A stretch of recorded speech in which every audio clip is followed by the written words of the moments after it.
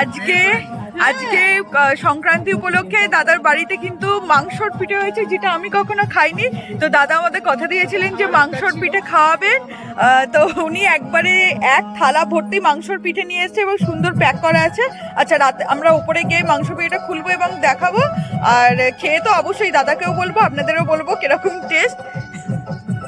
Driver দাদা যিনি ছিলেন নিমাইদা, উনি আমাদের জন্য, আমরা বলেছিলাম যে কোনোদিন আমি আর কি মাংসর পিঠে খাইনি, তো ওনার মেয়ে সুন্দর আমাদের জন্য মাংসর পিঠে করে পাঠিয়ে দিয়েছে, দেখতেই পাচ্ছেন। আর জাস্ট পিঠেটা দেখাবো, আমরা দুজনা শেষ করবো কি করে। এখানে এরকম পিঠে মানে তিনটে পিঠে আছে। এটা হচ্ছে মাংসগুলোর সঙ্গে গুলে বোধহয় এরকম ভাবে করা। পিঠেগুলো দেখতে পাচ্ছেন ঠিক আমাদের অনেকটা আমরা যেটা গোল গোল এরকম পিঠে করি, পিঠের ভেতর পুর দিয়ে, এটা কিন্তু সেরকম না।